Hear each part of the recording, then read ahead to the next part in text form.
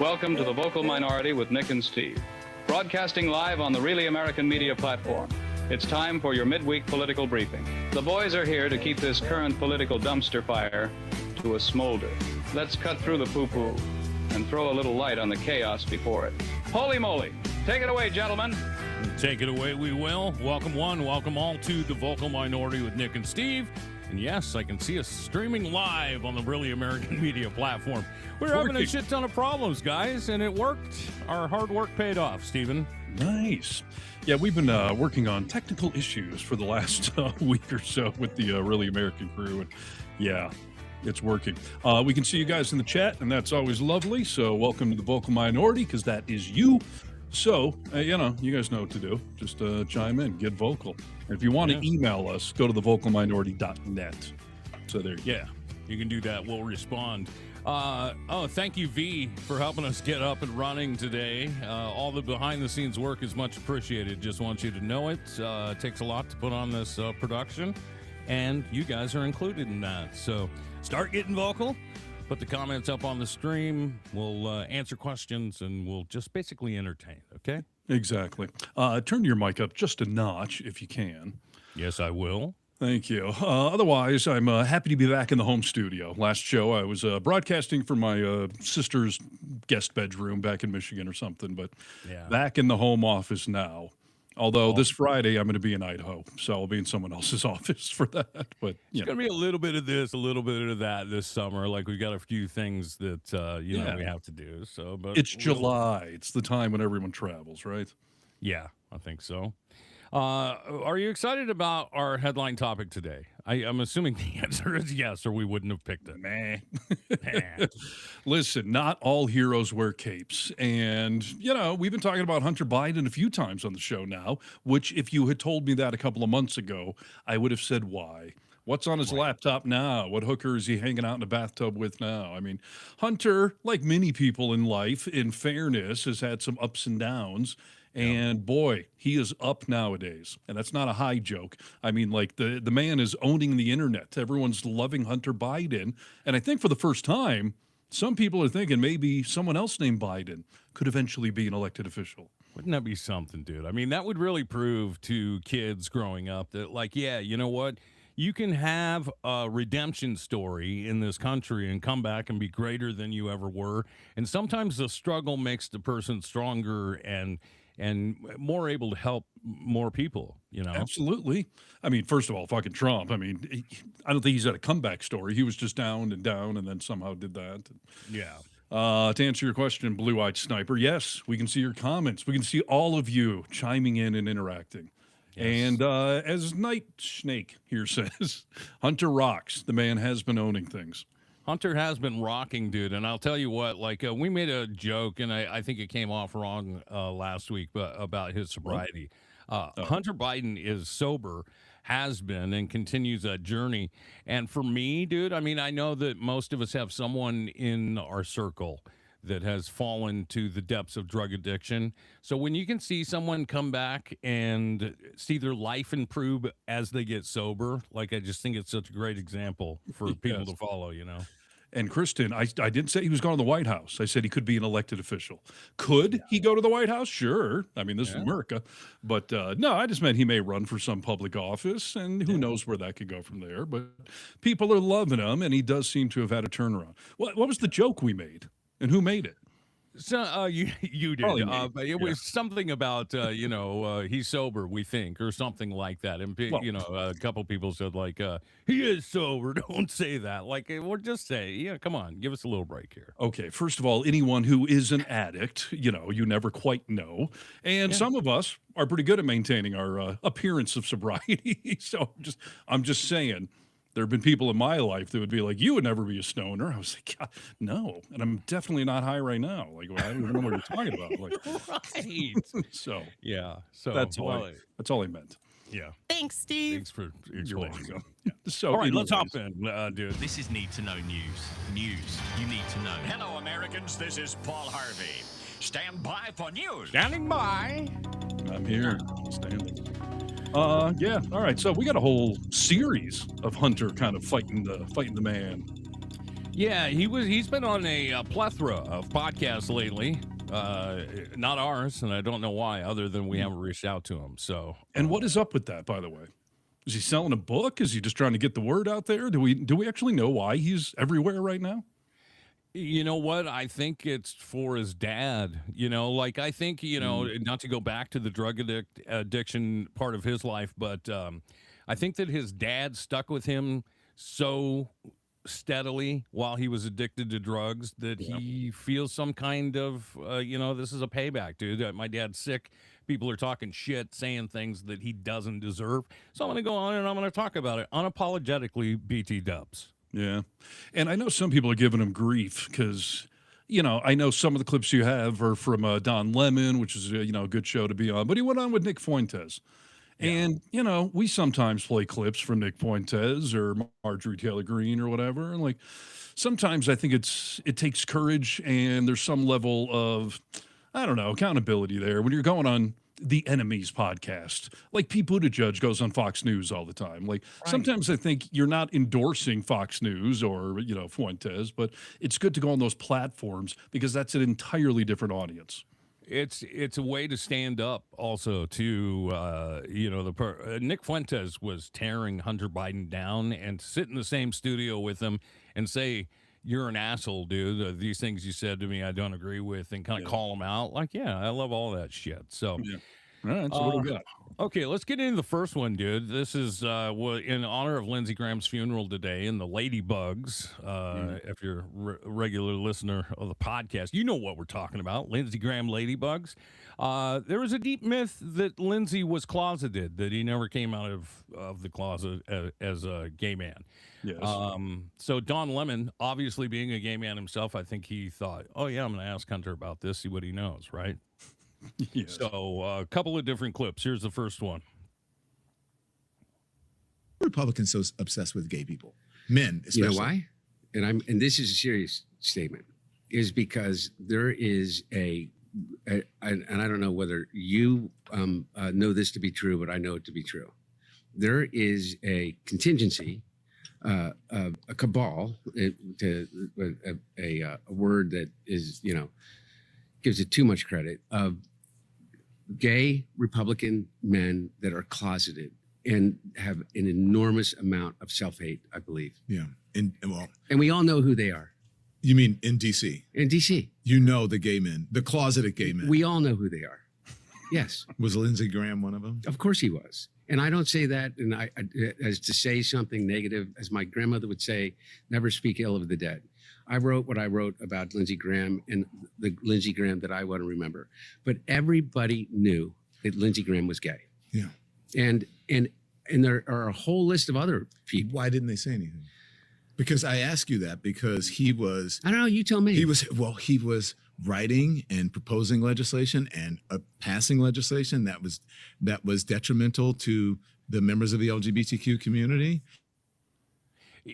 It's so interesting, dude. I think that there's this thing that some people are pissed off by this whole clip. Like, why you guys spending time on this? I'm talking Don Lemon and Hunter Biden. But the fact is that, we're not supposed to out anyone that hasn't come out themselves, right? That's something that most of us good people respect.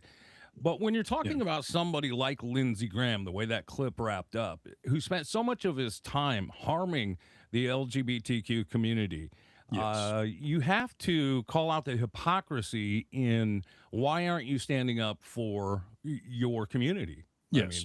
Calling out hypocrisy supersedes outing somebody against their will, quote unquote, it seems like every time we talk about, being gay on the show, somebody thinks we have some harmful, negative feelings towards gay people, which cannot be further from the truth.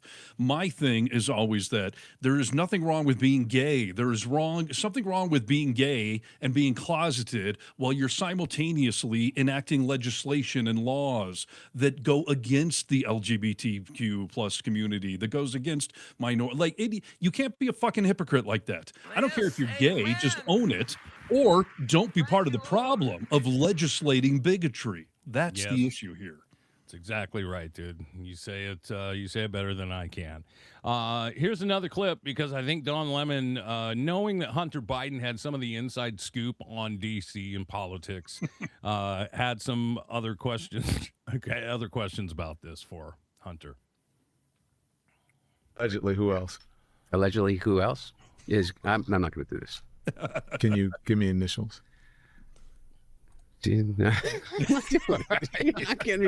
give me, you know as well as I do. Right. I mean, are you asking me if Josh Hawley's gay? Yes. Are you asking me if Stephen Miller's gay? Yes. Yeah, I don't know. I don't know. I really don't know. Okay, let me tell you this. Are you asking me if Speaker Johnson's gay? Yeah. Okay, I don't know. Yeah. What great answers. So Yeah. So let me just give me another minute and I come up with 6 more names. Oh boy. Well, yeah, it's pretty good. The conversation is good, and like we said, I mean, all these people, even the ones that he just mentioned, are harming the LGBTQ plus community, and so yeah, I could give a shit. Okay. Absolutely. And by the way, I mean, Hunter is a smart, articulate, funny guy. I mean, he has proven his humor and his wit.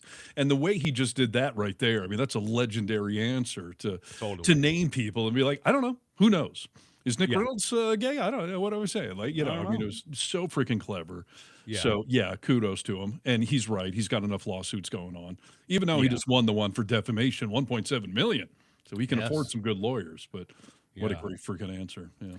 I'll just stick with Don Lemon for a minute here. Don Lemon asked him about the debate, the famous debate where Biden got kicked out of the party and we put up comments. Oh, yeah, the freeze. Yeah. So this was his answer on what he thought that night about his dad's performance in the debate. Mm-hmm. What were you thinking as you were watching the debate?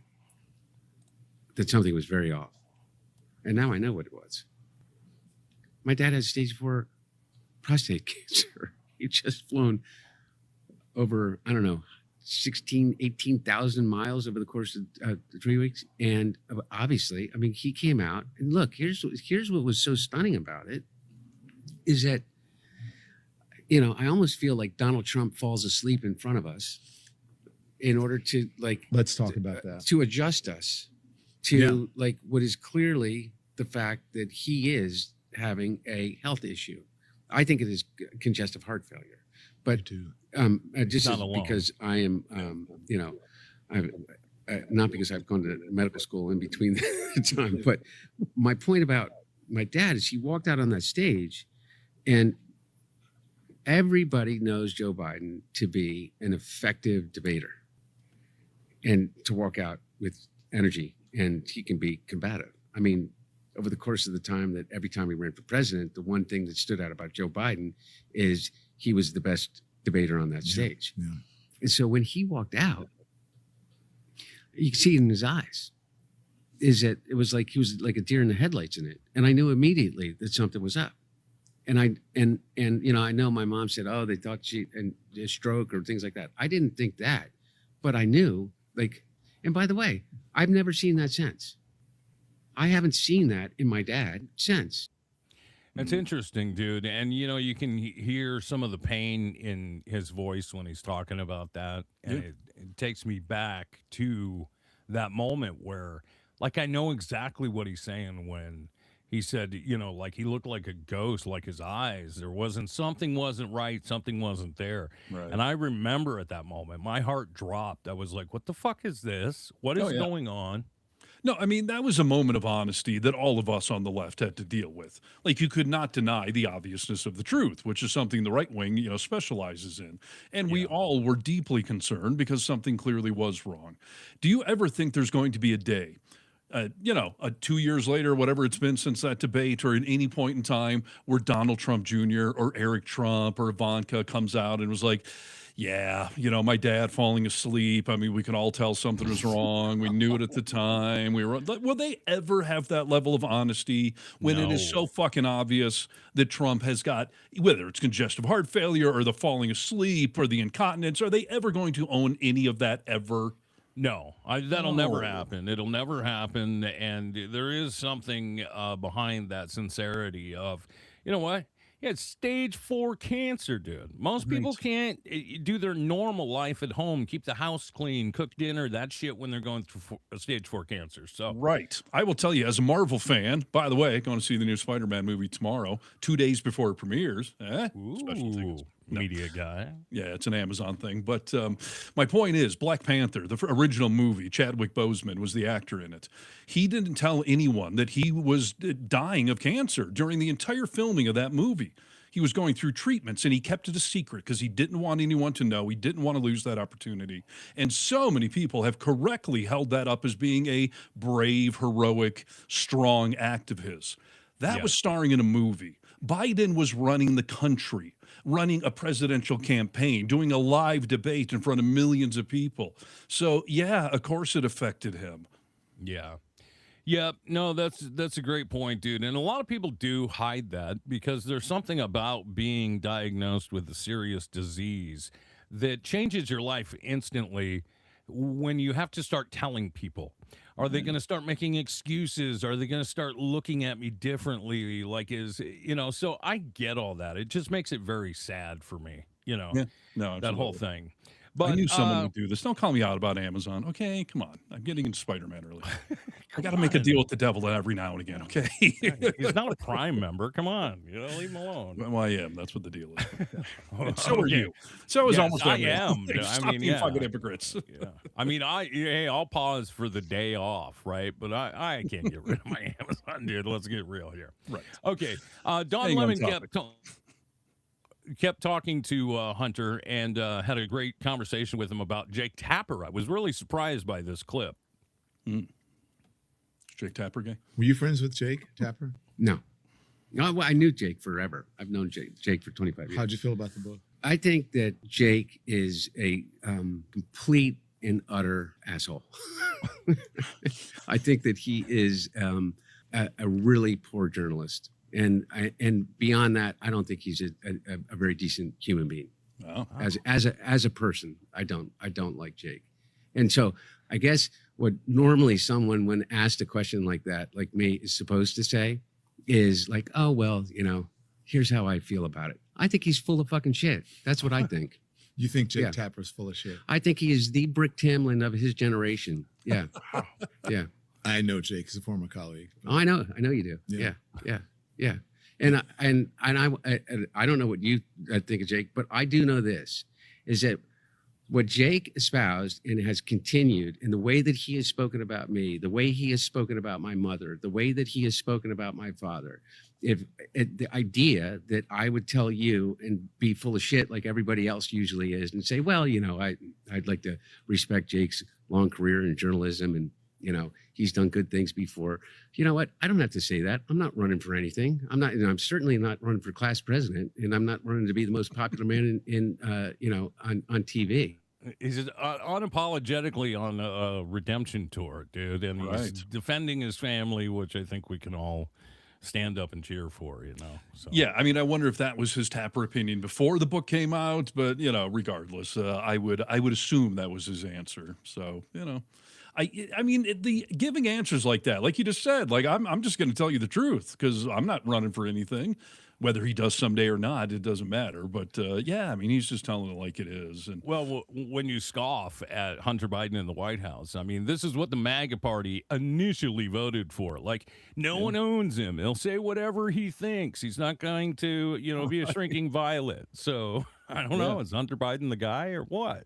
yeah, exactly. And to say it 11, yeah, like Fried Samurai. I know you know him, but I don't care. Yeah. And it's interesting. Don Lemon did not give his opinion or defend Tapper in any way, shape. So because he does know him, so it's it's curious. Yeah, and from what I know just by watching the both of them, and I like Jake Tapper. I mean, but I think they like each other. So it would be interesting to see that long form interview to see if he was like he is actually a good guy or whatever. Right. But, I mean, here's the thing. I want to see Tapper's book on Trump's dementia, as Janelle says there. Yeah. I mean, if you're going to be sincere about it. And, one of Tapper's things that he got criticized for was, why'd you wait till Biden was out of office and then you write the book? So do it right now with Trump. I want to see the first few chapters chapters of your book, you know? Totally. Yes. So, yeah. Here's another guy that Hunter Biden was asked about. They may be surprised by his answer, and you may not. He was asked about George Clooney, who is he's a big donator to the Democratic Party, and Well, but I he think helped was push one of his the dad people out. that pushed his dad out. Yeah. Yes. So. Yeah, for sure. So were we, So- by the way. I don't know if Hunter's pissed Right, about that. But which needed to be done. I mean, we made the right call. Come on. yeah. So here's his opinion on George Clooney. He's a terrible Batman. And you responded. You said, fuck him and everyone around him. George Clooney's not a fucking actor. I don't know what he is. He's a brand. I'll be honest. You're really getting your As money's someone- worth, Vlad. You're gonna get your George Clooney clip. Here's my George Clooney. Here's my George Clooney statement. Is that it was incredibly unfair of me to say that George Clooney's not an actor. He's an incredible actor, Okay. and he's an incredible human Fair. being. And He's a he is good not guy, only dude. a good person. Every single one of the people that I know that is friends with George Clooney, that happen to be friends of mine, say he's an incredibly generous, decent, smart, committed person that has done great things for a lot of people. A lot of people. And you know what? I still fucking hate him. And he can go fuck himself for being mean to my dad. So, sue me. All of those things can be true. I cannot like him because I think that what he did was unfair and unproductive and disloyal. You know what? But I can believe that as a son. It doesn't mean that I think that George Clooney's a bad person. I think he made a bad decision. And I can be mad at him. And you know what? I think that's fair. That's I completely think it's fair. absolutely fair. Thank And you. by the way, I actually really liked his last film. And I like most of his films. And he's an incredible actor. And I don't know. I am, and I still am really, really, really angry at him at the way that he handled what he did. Well, All of that is completely fair, and I can't say I would do it any differently. no, I mean, spot on. I mean, how George Clooney handled it, I don't think he actually was a dick about it or anything. Did he throw his weight around because he was concerned like the rest of us? Yes, for sure.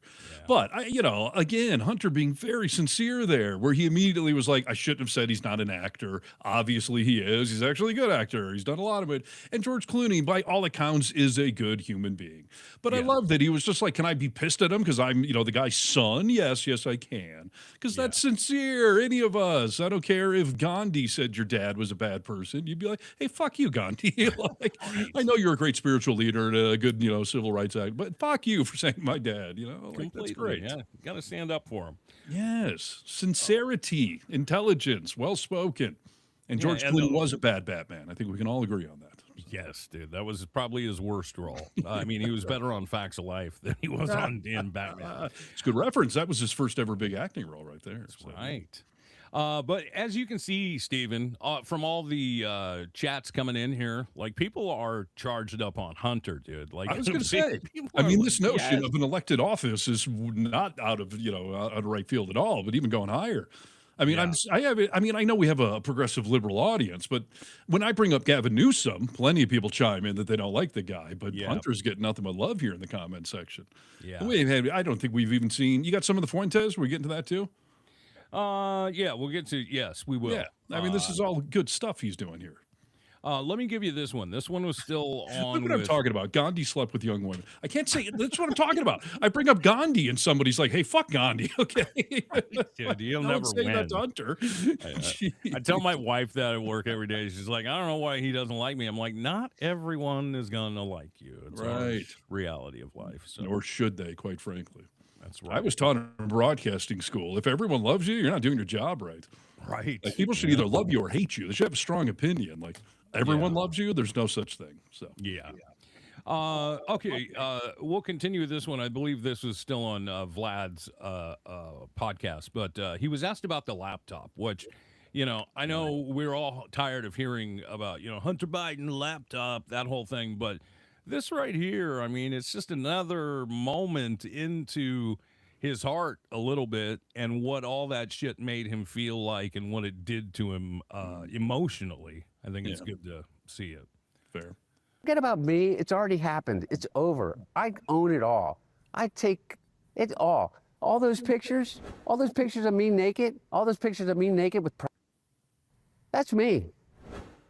There's nothing made up that. Now, you know what is made up, though, is all this pedophilia, all this children, all that stuff. And you know why I know? And I can say it's, and everybody can go and test it for themselves. For one reason, it's all there. It's all still online. Not a single media outlet or X or anybody else has thought, you know what this is? It's revenge, clearly. It's not by my consent that it's out there. Melania just passed a law, made it a federal crime. But you know what? I open up my X feed now that I'm on X, and you know how many videos there are of me on X? Haven't over and over and over again. Over and over and over again. Now, think if that was anybody else. Would it be okay? Well, you know what? I was an addict. So maybe I deserve it, right? Or maybe I deserve it because my dad was president of the United States. Or maybe I deserve it because it all happened in between the time my dad was vice president and president. Or maybe I deserve it because I'm a failed son rich kid that, you know, dad was, that had everything, quote unquote, handed to him, never had a problem in the world, and so I deserve it. Do I? Well, you can think that. But you know what? If I do, you do. If I do, anybody else does. So show me your phone. Give me your iCloud account. Thank you. Yes. Right. Look, it was an entirely messed up situation. No, it was Everyone beyond has messed up, privacy. Vlad. It was beyond. It was beyond messed up. Yeah. And the continued I agree. question from very smart people about this, without doing the homework of knowing, and I'm not saying you, without doing the homework about what you're saying. You say Hunter Biden, and they say laptop, and everybody goes, oh, and they have, and something happens. There's a chemical reaction. Yes. It's corruption. It's greed. It's a failed son. It's, you know, you fill in the blank in between those two things. All I know is this. The laptop never proved a single goddamn thing, except that I was a crack addict. And that when I was smoking, I had a lot of... Forget about... Yeah, I love how he keeps bringing that up. Like, yeah, totally. Okay, first of all, there was a lot of censoring going on in there because these are interesting raw topics. But I was going to say at the start of that, like, who amongst us, if your laptop or your cell phone or your iCloud account got compromised, wouldn't be going, oh shit, what is on there? Like, right? You know, Yes. party pics, you and your person, whatever it is. And I also love it. It's like, yeah, I was high with hookers. Like, sue me. Like. A lot of people would say that's the American dream right there, you know, for a single guy. I mean, he wasn't cheating on anyone. So, no. And he is, of course, right. Was it fair? No, he was ammunition because they had nothing better to go after his dad over. Because, you know, I mean, we used to have this aura around children. You know, you don't go after the president's kids. You may make a little random joke or something here and there, but elected officials on the campaign trail touting this stuff out, the president, Trump, you know, ridiculing Hunter and all of no, that norm was destroyed by MAGA world. And of course it's unfair and inappropriate. And I'm glad that Hunter finally won a defamation lawsuit tied to all of that because he deserved to. It's bullshit. Yeah, and he's right. I mean, it is revenge porn. You know, it wasn't his consent to put those pictures out there, and so yeah. And that's a great point he made. You know, someone said Melania can't pass laws. Yeah, but I think she was like, you know, one of the, you know, people pushing it out there to get it through. But yes, you know, I've been saying for a couple of years now that revenge porn truly is fucked up, and it is not. It has become so common in this day and age for consenting adults to send pictures of themselves back and forth, okay? I would argue that probably the majority of our audience has done it. I've done it. Oh, don't get my girlfriend's iCloud account. Like, there's nothing crazy out there. But I'm just saying, like, you know, things happen. The problem is more so on the women's side because when revenge porn first became a thing, there was this knee-jerk reaction to shame the woman taking naked pictures or whatever, like, oh, this, you know, whore of a woman. Like, no, you know, she was doing that in some sort of a consenting, loving way. Shame on the person who kept that image and then did something malicious with it. Yeah. Because 100%. that makes you the asshole, first of all. And secondly, and I will put my hand on whatever you want me to, I have this policy that when a relationship is over, all those pictures get deleted. I had them for my ex-wife. I had them for women in between. Like, I know when the relationship is over, delete that stuff. That is the dignified, gentlemanly human being thing to do. Human being thing is right, dude. Yeah, you should definitely do that. I watched a documentary about, there was a guy that had a website that was all based on revenge porn, where you would upload, when you get pissed off at somebody, you'd upload all that shit. That guy went to jail for a long time, dude. Yeah. And it's highly illegal, and I don't know why there's still all these videos floating around of Hunter, and his escapades. So, well, fucking, who was it, Boebert or Marjorie Taylor Greene? One of them held up pictures on the floor of the House of Representatives, showing like, I mean, could you fathom doing that to any other president's kids? It's inconceivable. No. So yeah, somehow Hunter just became a public pinata. No, it's not fair. This is the last clip of Hunter. He was on with a fellow guest, Nick Fuentes, and he was talking about how he felt about Trump. I mean, we played a clip last week on the podcast of him telling Trump to go get fucked, basically. Go fuck your fucking self, I believe was his quote. Please leave. Yeah, I think that's what it was, yeah. So, this is just a little extension of some of his thoughts on Trump. This is my whole point. What about fucking Donald Trump? Yeah, we can get to that. Yeah, how did you get, of all the people in the world, but you could look at and say he doesn't believe anything. So for context for the viewer, Donald Trump is currently the sitting president of the U.S. For our audience abroad. The war with Iran was supposed to be over. Now we're back in business, baby. Khomeini had a pretty sick funeral, if you saw the video. So you guys don't like Trump? You used to like him. I did. You've always hated him. He's tried to destroy your life. Yeah. You guys were cool. You guys hung out once at Mar-a-Lago with Kanye. You've never hung out with Trump, right? Would you want to? No. Do I want to? Yeah, I did. Okay. Look, man, I would, can we get him? Can we get him in the motel room? So I want you to imagine. Let's get him in I want you to imagine he's in the motel with us. Yeah. That's Trump. What do you want to, what do you want to ask him? Oh, putting me on the spot. I don't want to ask Donald Trump anything, because I know, and I think you would agree with me, is that Donald Trump isn't going to give me an authentic answer. Donald Trump never gives an authentic answer. He gives what people refer to as being authentic, but it's not authentic, it's audacious. It's like the example that I give that is the best metaphor for this is that he says he's 6'3", weighs 225 pounds. And everybody laughs, because that's a little bit like edgelording, right? Everybody knows that he is maybe 6 feet and weighs maybe 300. And 285? He's a big guy. He's a pretty big guy. Yeah, big guy. But by virtue of every picture ever taken of anyone that's 6'3", he's not 6'3". I am. Okay? Yeah, I know you are. Thank you. You're 6'2.5", maybe. That's maybe. But my point is that the reason I don't have a question for him is because I'm absolutely certain that he is not going to give me an authentic answer. Look, he came into the Oval Office and the transition this time.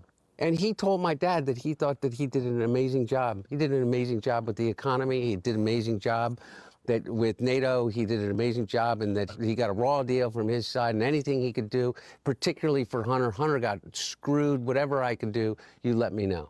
Bullshit. He then went out, and he has now since then done nothing but blame Joe Biden for every single one of his problems. Yep.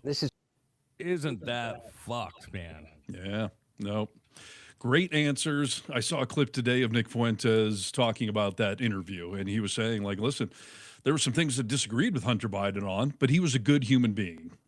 I sense nothing fake and false about him. Good rapport. I respect everything he had to say. It was good to meet him. And again, Nick Fuentes is a piece of shit little white supremacist neo-Nazi lover, like not singing that guy's praise. But when the neo-Nazi guys even like, yeah, this Hunter Biden dude's pretty nice, like that tells you something. It's a very John McCain way of looking at things. Like we don't agree on things, but he's a good person, you know. Yes, spot on. So yeah, listen, man, I don't know what the future holds for Hunter. But I love what he's doing right now. I love that he's getting vocal, and I love that he's just being sincere and honest. And that is why people are, he's resonating with people. So it's fucking awesome. Love it. Yeah. Keep doing your thing, Hunter Biden. Keep doing your thing. The other big news today, I suppose. So Lindsey Graham's funeral was today. in DC, and yeah, there's a few random headlines worth noting coming out of that little shit show. Yeah, no, for sure. There's been a couple of little funny things. I don't know, dude. I tuned in for part of it live, and I'm sorry. Yeah, thank you. It was definitely for show research, but they had the camera just focused on Bibi Netanyahu and the audience, and then the other one on Trump, giving remarks, and they were worse than you think. He definitely read all of his remarks, and it was almost like the correspondence dinner where, it was just delivered poorly, and you could tell none of it was from the fucking heart, and he was just saying what he thought he had to. So, well, and so even if they're written remarks, which is fine, he can't read very well, and that's why he does his weave. When he just goes off on a tangent, it's not because he's some mental giant that's got 10 thoughts he's trying to fit in there. He's losing his place. He's losing his train of thought. Yes. So he drifts and he's hoping to get back to it. And there was this funny moment today where he seemed to completely forget whose funeral he was at. Oh, really? Yes. Our nation needs more men and women like that great person sitting, laying, wherever he may be. I think I know where he is, and I think he's up there. I think he's watching us. I'm pretty sure of it. Why don't you say his name? Yeah. He's sitting right down there. I have that clip, and I mean, he's right down there. He's sitting right, that person is sitting right there. It's hilarious. And when Trump was sitting in the audience, I always feel like this is just ubiquitous at this point. But yeah. Oh, he's To asleep. you and your family is a grave injustice, and the world. I don't know if you hear that voice in the background, but that's Sean Hannity speaking. So it's extra funny that Hannity, his broadcasting hero, is up there talking. The Trump's falling asleep out of boredom, dementia, whatever the hell causes him to constantly fall asleep. Yes, dozed off. And that, by the way, that was one. There's 50 of them going around the internet right now because he fell asleep multiple times. Yeah, I mean, it's a long service, and he doesn't give a shit, dude. He's only there. It's a long service in the middle of the day, and he's falling asleep because he is up all night rage tweeting and whatnot. Let's listen to what Trump had to say when he called Fox and Friends, did his little eulogy before the service, dude. This is how I hope when I'm gone. If I go before you, Steve, I hope you talk about me this way, okay? Okay, I'll try to stay awake too. Please. I mean, Lindsay liked war, to be honest with you, okay? I said, you're a nice guy. How come you like war so much? He was a guy that liked war. I jokingly say, and there's nothing funny about it, but he's never seen a war that he didn't like. He was very much into that, and, for good reason. He felt that way. Some other people feel that way. But he was very much, very strong on the military. And I built a great military, and he helped me. We built it during my first term, and we use it now. But I built a great military. Yeah, big fan of genocide. Big fan of war crimes. Big fan of war Big fan of blowing people up. Big fan of double taps. Yeah. Big fan of blowing people up or blowing people. Well, which one was it, Trump? I don't know. There might have been something Freudian there. Could have been. Listen to this, dude. This is funny. I'd never heard this story before. I don't know if it's true or not, but I think it probably is. But take a look at this. Come on. These videos are starting slow today. As you remember, Lindsay and I did not exactly get off to the best of starts. Running against each other. Back in 2016, Lindsay said something rather nasty on his flight to becoming the next president of the United States. So naturally, I did something that I shouldn't have done. I shared his personal cell phone number with the millions of people that happened to be watching that particular day as I made a speech, a very important speech. Yeah. And I remember the number 202-228-0292 if anybody wants to give it a shot. His phone exploded. He said, I had that number for 20 years. His phone totally, I don't know what he did with it, but it exploded. That was the beginning of a friendship in a way. But it was Lindsay who had the last laugh because while I blew up his phone for one day, we became great friends, and Lindsay did not stop calling me for the next 10 years. It was not easy. Yeah. Right. He's a comic genius. He's proud of essentially doxing Lindsey Graham, much Yeah. like at the Correspondents' Dinner when those New York Times reporters all got the award for, covering Trump and the Epstein files, and everyone keeps mentioning here. Yeah. Wolf Blitzer mentioned, like, you publicly doxed one of these reporters and their family had to be relocated, and Trump's just sitting there smiling and laughing. Yeah, it's no big deal. Like, Yeah. and I love that he gave the number out again. Somebody now has that number, I would be willing to bet, or they did up until 2 hours ago, and they had to change it. Yeah, I called it and it said it wouldn't let do. We're sorry. That's I hilarious. thought, oh, did I just get put on a list, dude? Everyone who tried Probably. to call the number, I'm sure. But Yes. Quite a crowd in attendance. I don't know if you noticed who wasn't there. Mrs. Trump, Melania, oh, didn't show up to the funeral of her husband's BFF for the last 10 years. They always talk together and whatnot. that's interesting, dude. And by the way, of course, Lindsey Graham, multiple occasions came out against Trump after the J6 riots, after his, first defeats. And, I mean, so he was a friend of fancy, a friend of need and convenience. They were not friends. That's exactly right. Lindsey did love war, and that's why he was getting his rocks off with what's going on right now, and he wanted to push it further. So I was surprised to see some people that were there. To be honest with you, I didn't think some people would show up. Like, like who? I don't know. Barack Obama. Was he there? I don't know. Was he? I don't think so. I haven't seen He that. was actually. front row, dude. I mean, there were people there that shouldn't have been there. I wouldn't. Would you go if you got a ticket? Don't know how to answer that. No, I don't think so. No, but I suppose course professionally for what we do, it would be interesting to be there. But no, I've not been checking the mail for that. And by the way, Melania Trump did not go, but this what's her name, Natalie Harp, this 34-year-old blonde that helps him post all night, and who has now been dubbed his diaper nurse. Have you seen all these pictures of her following around with what does look like a diaper bag? Really? No, I haven't seen that. Yeah, there's a couple of famous pics out there right now of the guy from the military with the football, the briefcase full of the nuclear codes, and right next to that guy is her carrying something that definitely looks like a diaper bag. So the internet and several news media outlets have started calling him, calling her the diaper nurse. That's fantastic. Here's another great clip of him talking about Lindsey Graham, that he loved to torture people. I mean, these are more war crimes that they laugh and joke about. Oh, he loves that stuff. He loves the torture. He loves waterboarding. He loves the water.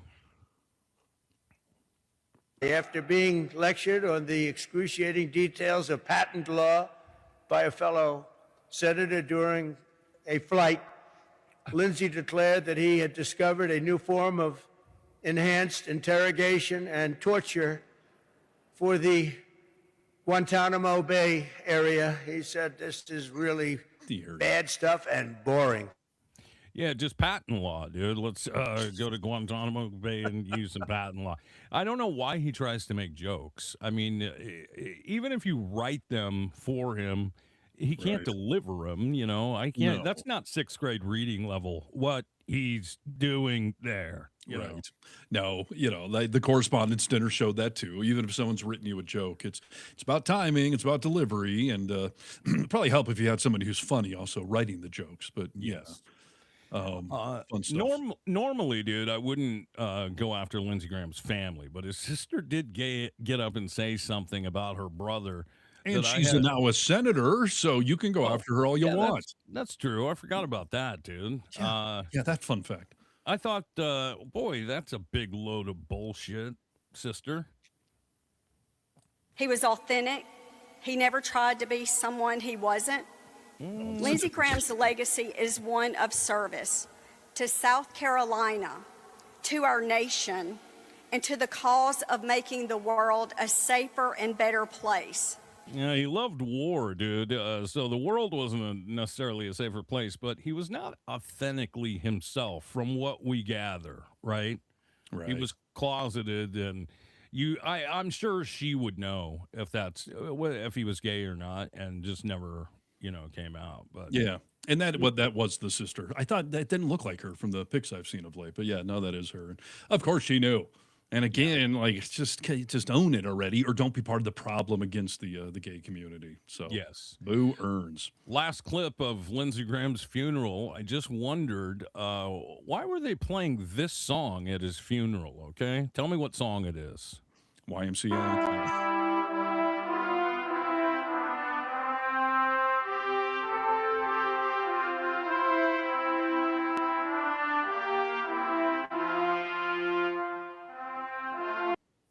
Oh boy. Name that tune in 7 notes. What was Do it? you know what it is? No, what is it? I'm into Christmas and a happy new They're year. not playing Christmas carols at it. Yeah, they were. That Was that really what that was? Yeah. Was that his Yeah. favorite song? I don't know. They didn't say anything about it that I saw, but people were the Play comments that blew again. up. Let me hear Okay. that again. All right, here you go. We wish you a Merry Good Christmas. tidings we bring.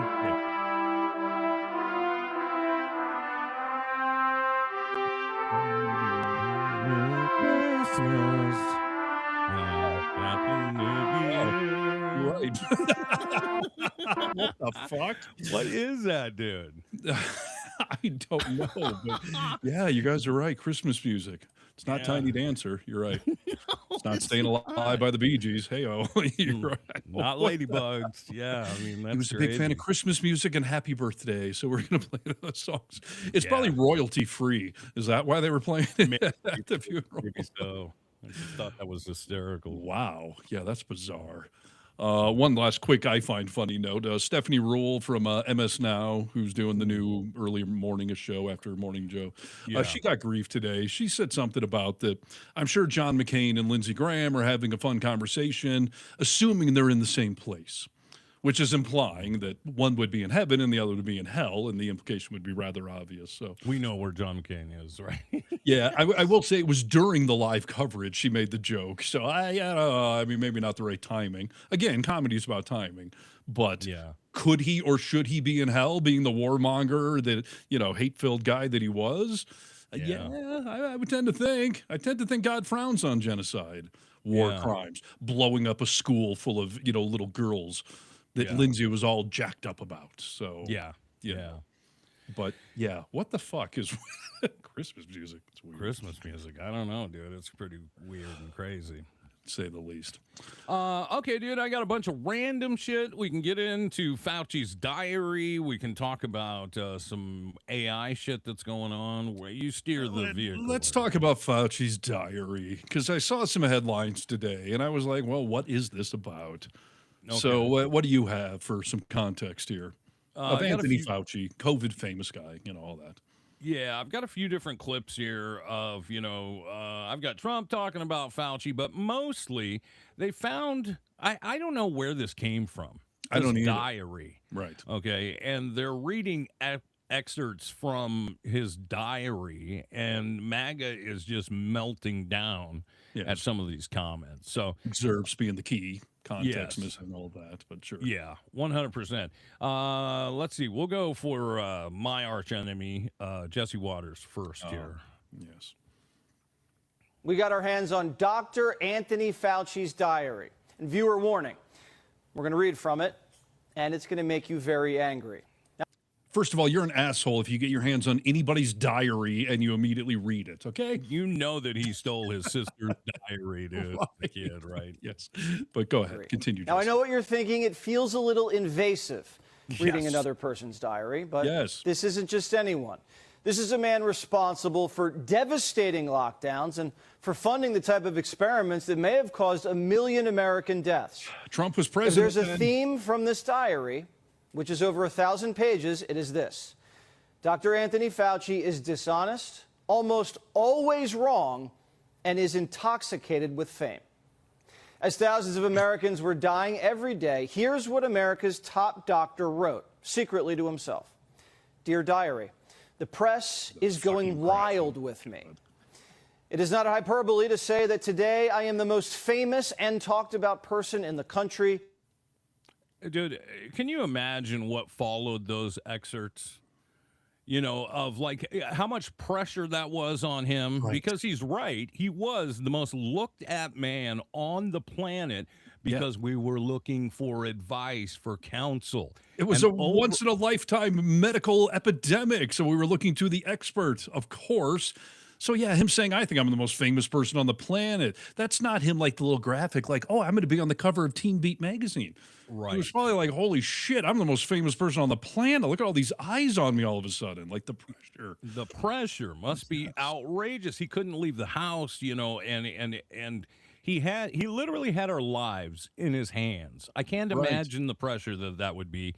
And I know that those excerpts were followed by things like that. The pressure is becoming too much or whatever, you know? Right.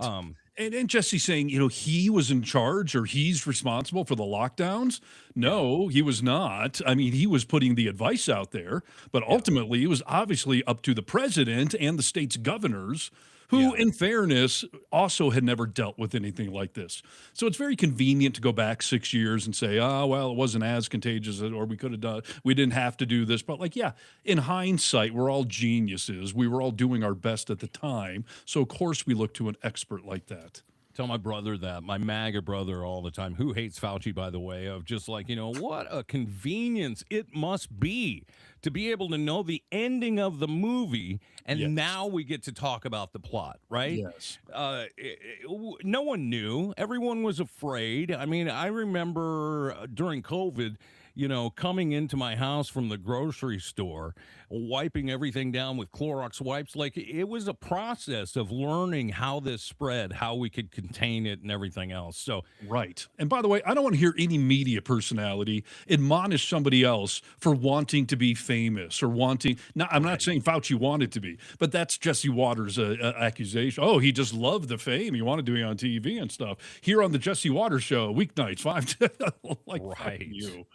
How about Laura Ingraham? She had Ken RFK on with her, and they're talking about Fauci. Same type of shit, just throwing him under the bus for things that, you know what, I'd like to see you in his position and do a quarter of the job that he did. Well, RFK is failing horribly right now. Loving his own press. I mean, they're going on and on. Well, I'm the most famous person in the world, internationally and nationally. I can't even go out to a restaurant because people want to take pictures of me. I mean, even if that was true, but why would you write it? That's just a bizarre thing. For all they say about Trump, Trump's an egomaniac. That's all they say about Trump. Exactly. He has a healthy ego, for sure. Anyone who's president is. But this was America's doctor, Mr. Secretary. Why would he waste time talking about how beloved he is? Yeah, I mean, it was his diary. The worst part is that giddy narcissism that you see throughout the diary. It's the written is word. Juxtaposed against really bad public health decisions. So fuck you. His focus was on self-promotion, clearly, and nobody can read these diaries and say this is a political response.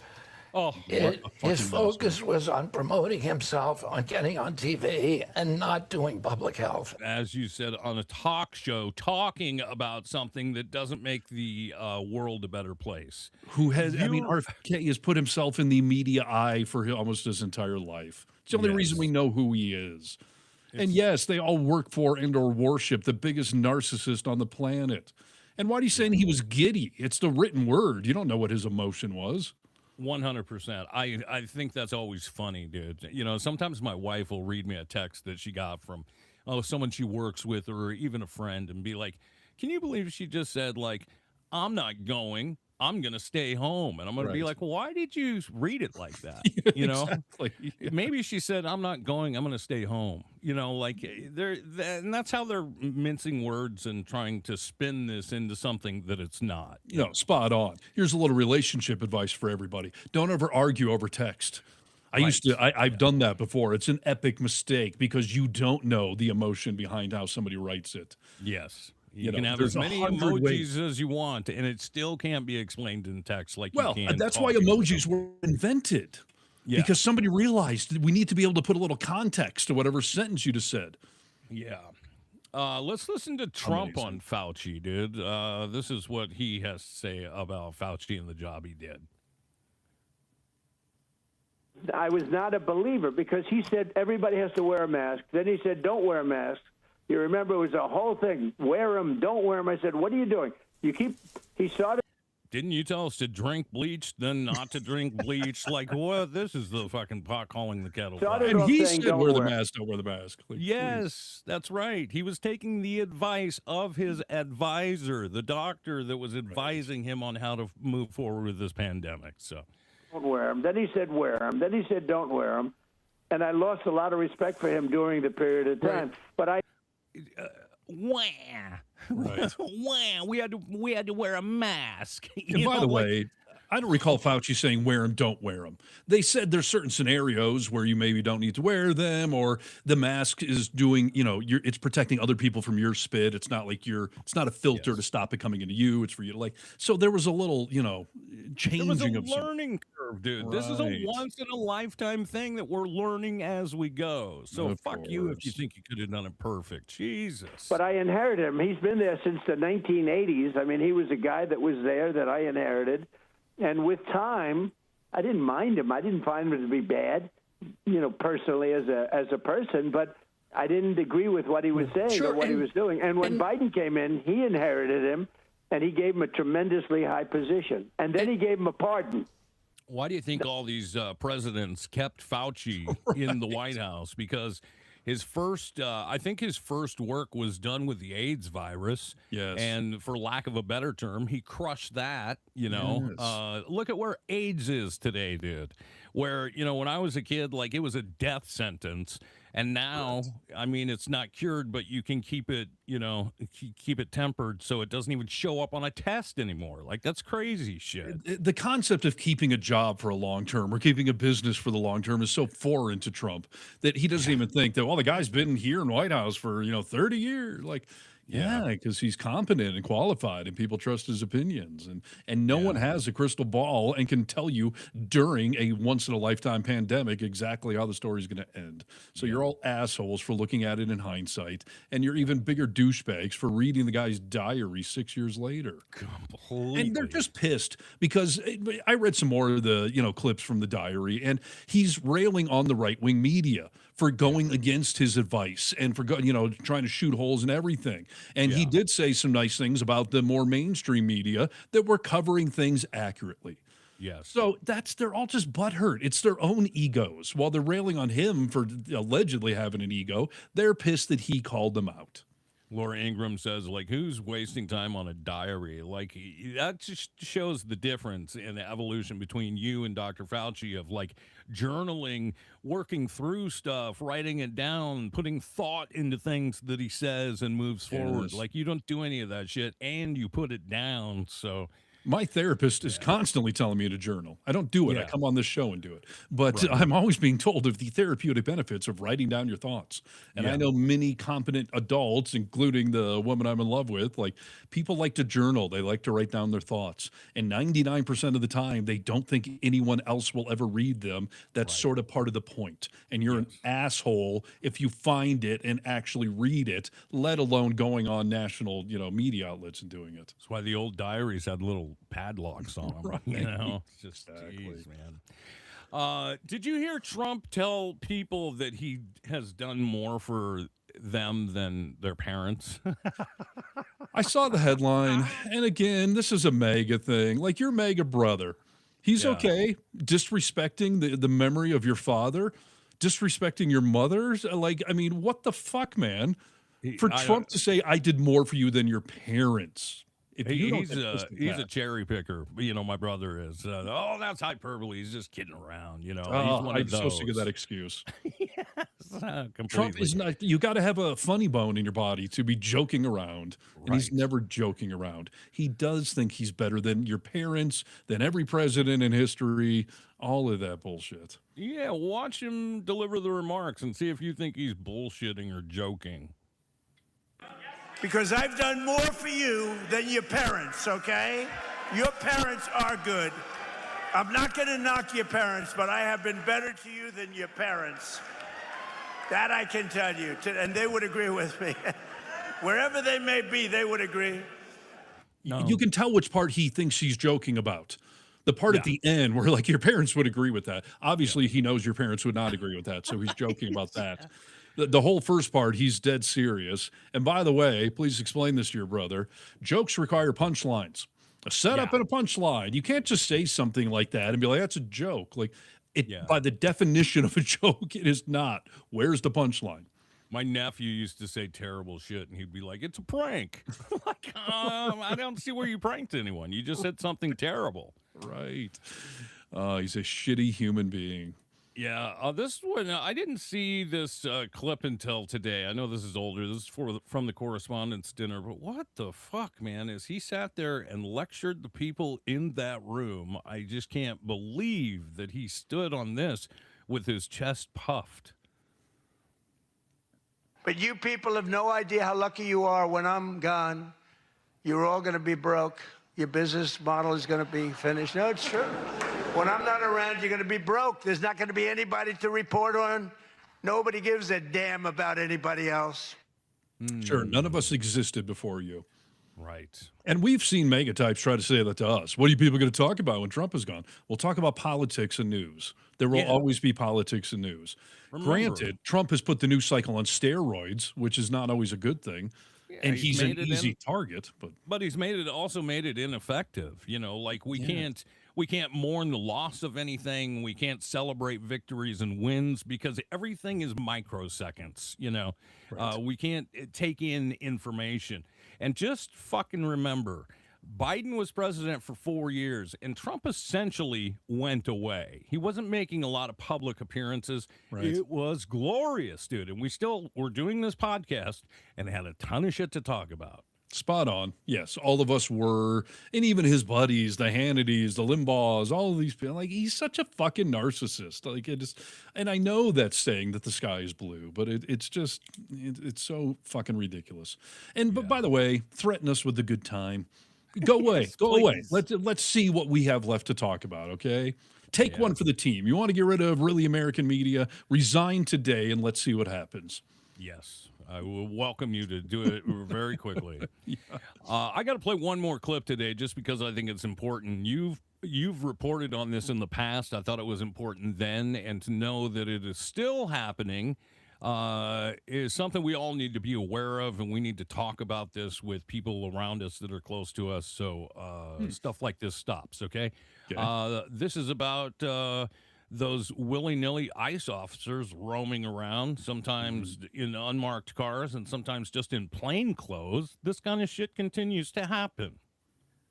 Of men posing as ICE agents, they say, pulled over a driver in Clackamas County, detained, and then assaulted them. Catherine Cook spoke with community members. And Catherine, it sounds like this might not be the first time. No, David, and they fear this will keep happening as long as actual ICE agents conceal their identities and refuse to show warrants and other arrest documentation. 3 men allegedly posing as ICE agents pulled someone over and assaulted them. Investigators say the men were driving a blue or gray SUV with no license plates that had flashing red and blue lights.